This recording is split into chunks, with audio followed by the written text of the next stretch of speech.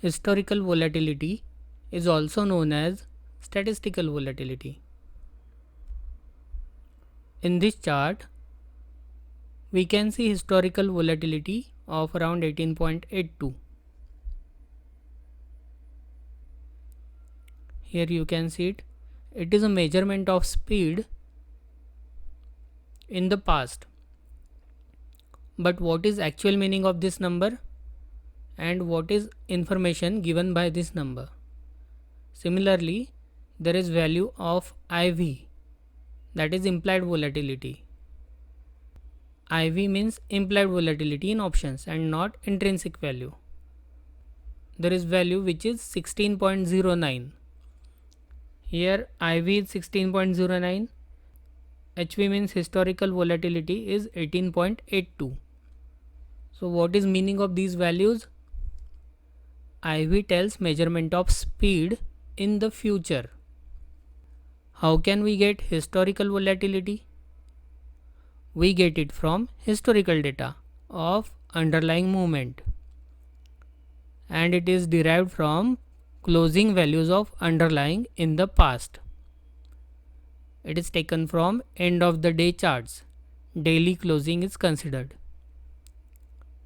And how can we get implied volatility? Implied volatility is calculated from options data of present day of live market. Historical volatility tells us what stock has done in the past and what it is capable of, whereas implied volatility tells us what it may do in future as per expectations of people active in it. That means implied volatility tells what is future capability of stock movement or movement of underlying. But what is meaning of historical volatility of 18.82 and intrinsic volatility of 16.09? Let us try to understand and decode these numbers. To understand these numbers better,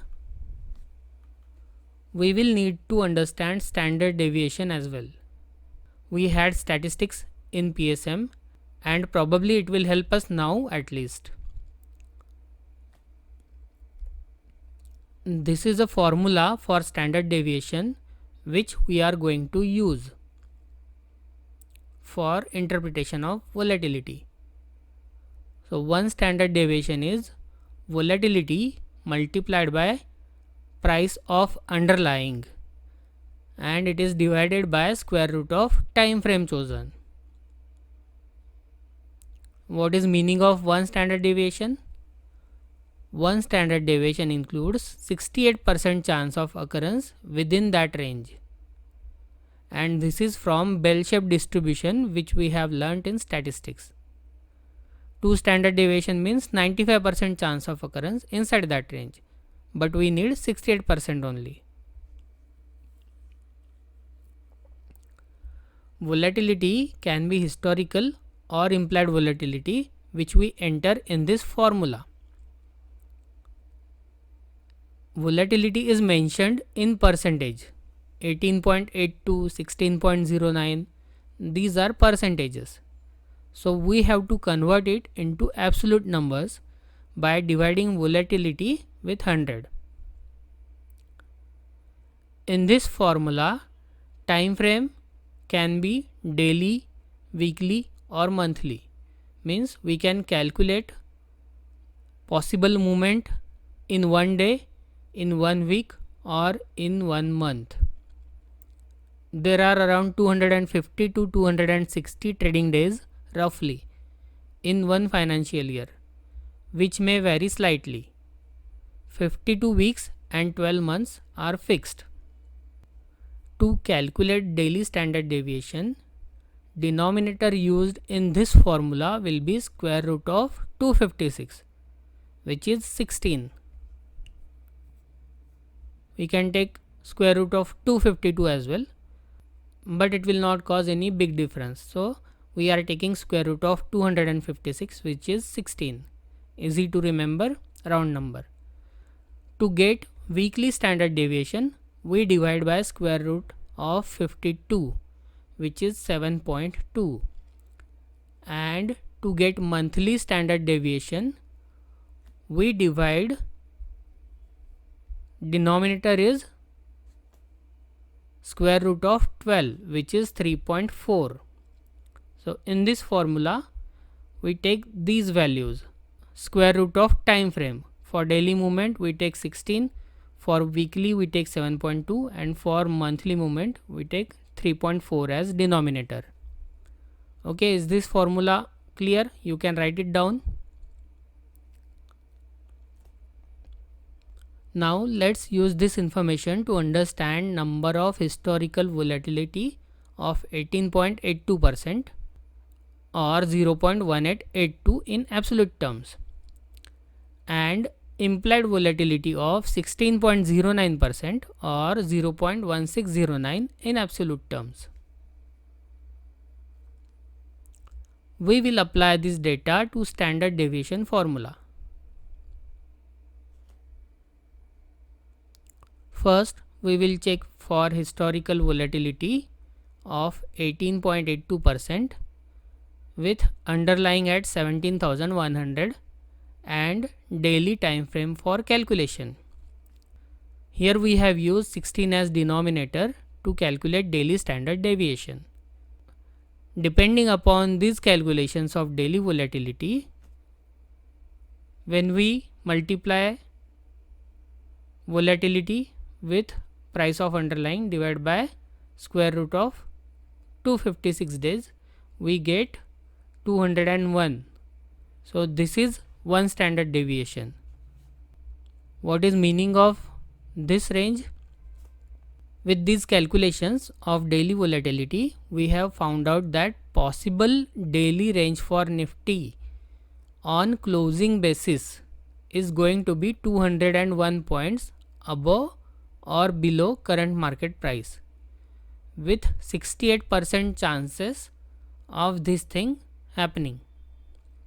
So there will be 32% chance that closes may go beyond 200 points and 68% chance that it will be within this range, means 17,100 plus 201, 17,301 or 16,899.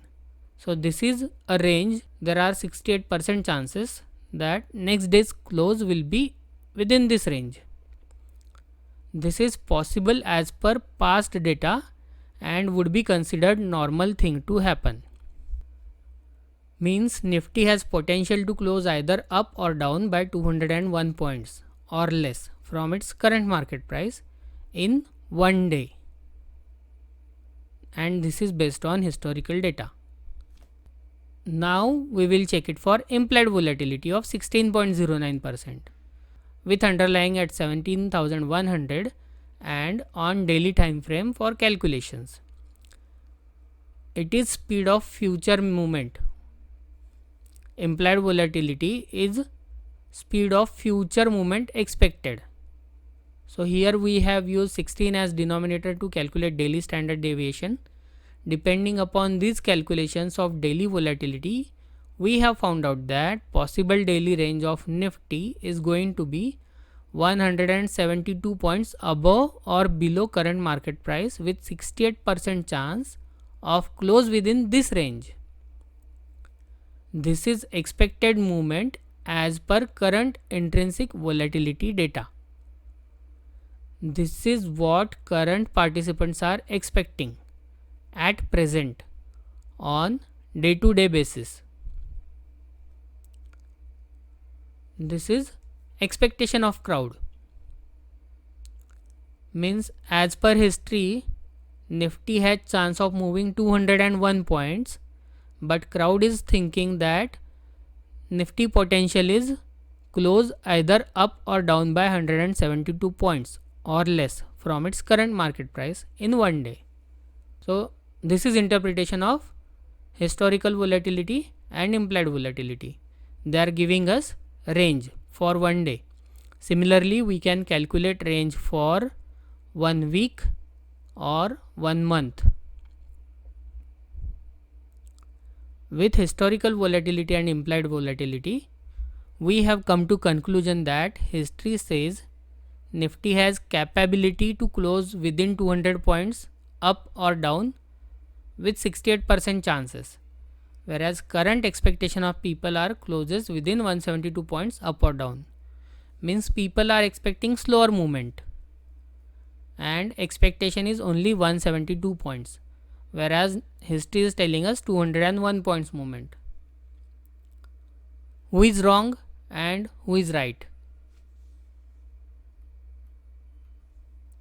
Most of the times crowd is wrong and history repeats itself. Historical volatility data comes from history. It is past information which has already happened, and implied volatility data comes from options current prices. It represents sentiment of people for future. Any doubts or questions in portion covered so far? With this information, we will move ahead. We have two volatilities now, historical volatility and implied volatility. Implied volatility determines our strategy and historical volatility is guiding force. When implied volatility is low, then options are deflated. When implied volatility is high, then options are inflated. And this we see with high of historical volatility and low of historical volatility over a period of last 1 year. When options are deflated, buying options is profitable. When implied volatility is high, selling options is profitable. So how to find out whether options are deflated or inflated? I will tell you. Is this clear till now? Now let's come to the table. When we are looking for buying trades, means we are bullish on underlying. Market condition is bullish and we are looking for long trades or buying trades in underlying. When implied volatility is low, what is the best choice? Buying a call option will be best choice because calls will be cheaper due to low volatility. People are expecting low movements, but history tells us that movement is going to be more, and now we are in buying area. So it is good choice to go for calls, buying. Am I right? But when in buying area implied volatility is high, we are expecting bullish movement in underlying, but implied volatility is high. That means options premiums will be inflated. Options will be costly. Would it make sense to buy call option? When implied volatility is high, call options will be costly, put options will be costly. Will it be good choice to buy call? Or what would be a good choice? Selling puts will be better choice because options are costly at this level due to high implied volatility. Is it logical? On the other hand, when we are looking for shorting opportunities in underlying, means we are bearish and think that underlying is going to go down. In such condition, when implied volatility is low and we are in selling area, what can we do? We can go for buying puts. Buying a put option will be best choice. And if in selling area implied volatility is high, would it make sense to buy put? No. Selling a call will be choice in this case.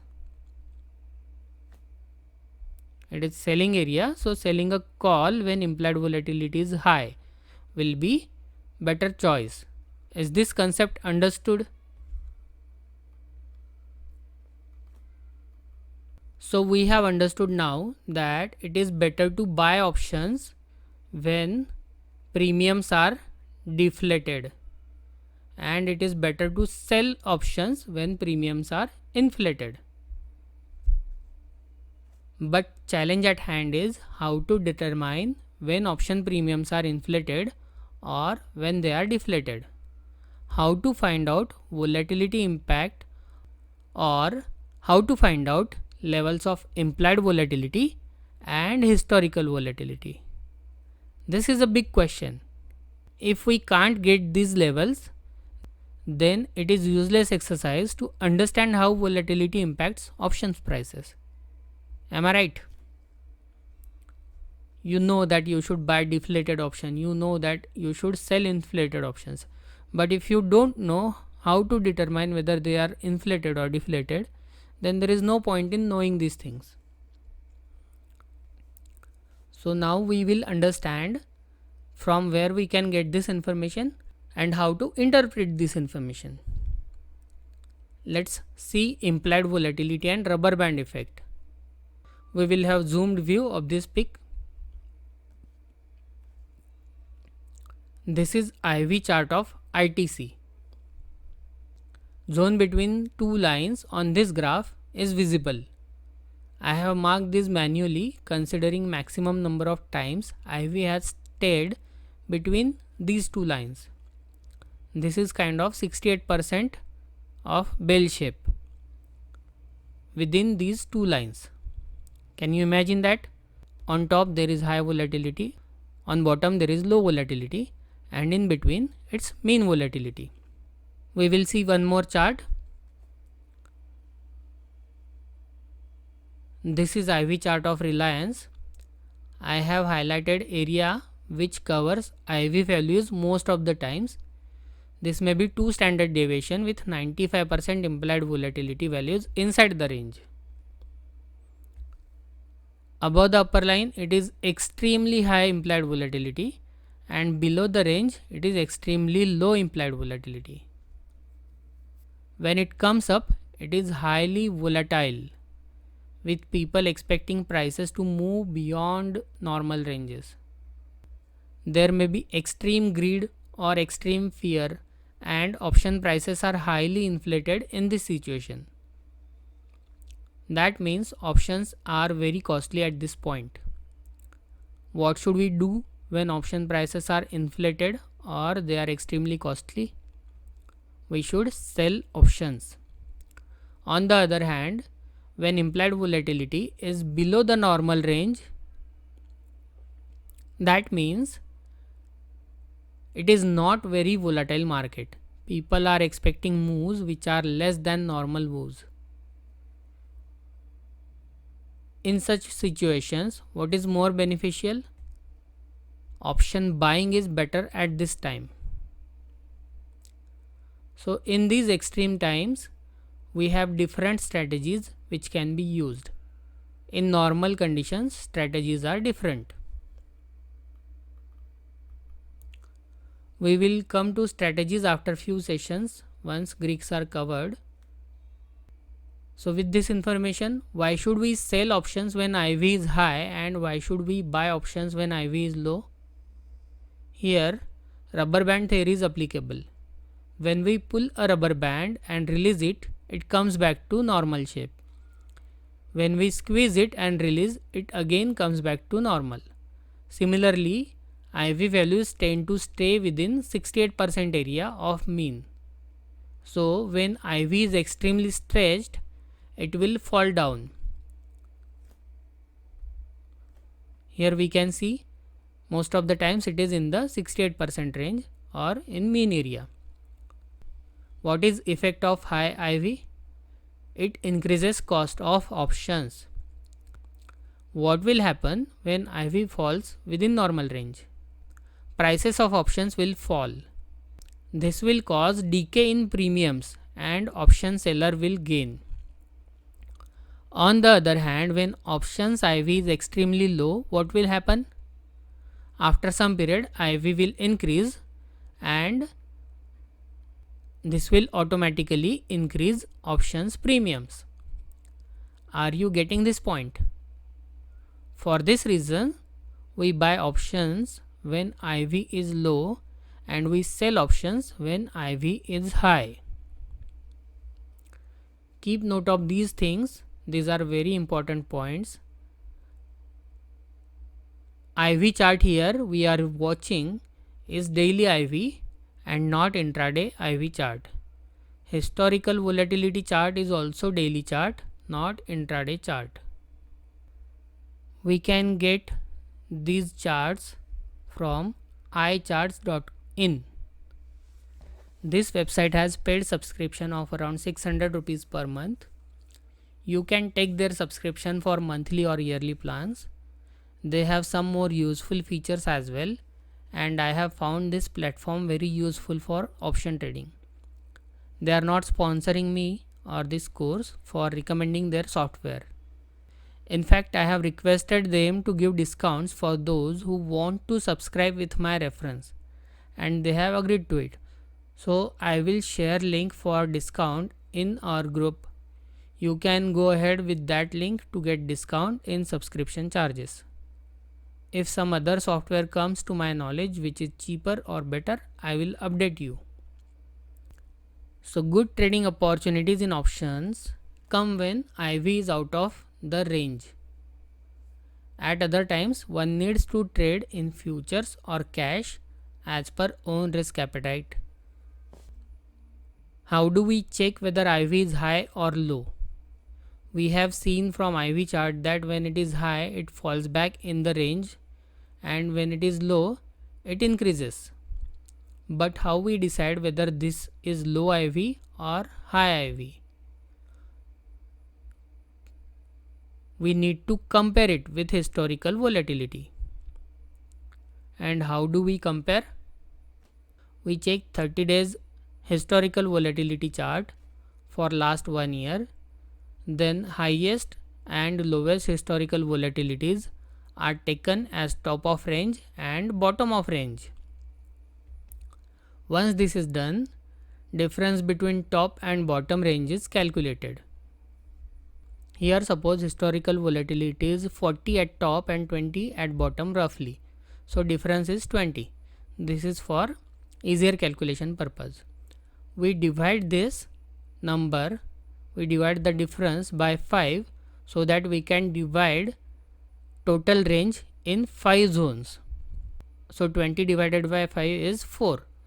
From bottom we add 4 and mark lines at 24, 28, 32, 36, 40 and divide this area into 5 zones as shown in this chart. This is a rough estimate. Once this is done, we check where current implied volatility is with respect to these zones. In this range, middle zone is zone of mean volatility. Topmost zone is zone of very high volatility. This is zone 5 which is of very high volatility. Zone 1 lowest volatility. Middle zone is of mean volatility. So this is very high volatility, mean volatility, low volatility and very low volatility. These are 5 zones. We consider this as range meter. And now we can compare our implied volatility with historical volatility in this range and then decide strategy as per our liking. Here what we can see, implied volatility is in zone 1. That means very low implied volatility and option prices are very low. That means we can go for option buying strategies in this area. Once this step is done, we can check where is current implied volatility with respect to these zones. In top 2 zones, implied volatility is high. That means options are costly. Option premiums are inflated and selling strategies are better in this area. Here in these 2 zones, either option premiums are very inflated or inflated, and it is better to sell options in these two areas. In bottom two zones, IV is low. Options are deflated and they are cheap. So lowermost zone, options are very much deflated, and in second zone options are deflated. So in these zones it is better to look for debit strategies. Naked option buying can be done in lowermost area in zone 1. In borderline we can look for strategies. In middle zone around mean IV, premiums are fair and one can deploy strategies based on expected moves. Each of these zones have their own specific strategies. Does this sound good? So in zone 1, where very deflated options are available, buy call if view is bullish or buy put if view is bearish. Naked option buying is advisable only in zone 1. In zone 2, when options are deflated, buying option strategies can be deployed, which we will discuss with time. In zone 3, where option premiums are fair, then we need different strategies. In zone 4, with inflated options, option selling strategies can be deployed, and we will discuss them with time. In zone 5, where options are very inflated, naked option selling can be deployed. If view is bullish, sell puts, and if view is bearish, sell calls.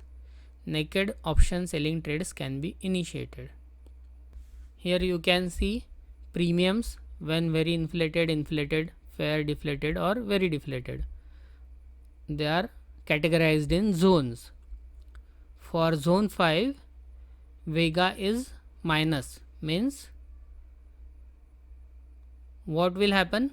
From very inflated, there are very low chances that volatility will keep on increasing, and there are high chances that it will come to fair area. So what will happen to Vega? Because Vega is already high, when it comes down, Vega will fall. That means volatility will fall and option premiums will decrease. So what do we do?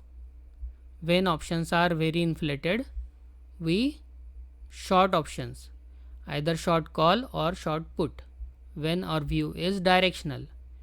If the view is non-directional, what is possible trade? For non-directional trading, short strangle or short straddle can be done. These are credit strategies. In zone 4, when options are inflated, vertical credit spreads like bear call spreads or bull put spreads can be done when view is directional. When view is non-directional, iron condor can be done. These are credit strategies. When options are fair with neutral Vega, what can we do? We go for ratio spreads or butterflies or synthetics when view is directional. For non-directional view, iron butterfly can be done. We'll see all these strategies one by one, and these can be debit or credit strategy. When option premiums are deflated, vertical debit spreads can be initiated like bull call spread or bear put spreads when view is directional. For non-directional view, one can go with horizontal spreads or calendar spreads. These are debit strategies. And when options are very much deflated, then long calls or long puts can be initiated for directional strategies. Whereas for non-directional strategies, diagonals can be used. This is also debit strategy. So for deflated options, we use debit strategy. For inflated, we use credit strategies. Is this clear? Any doubts in this?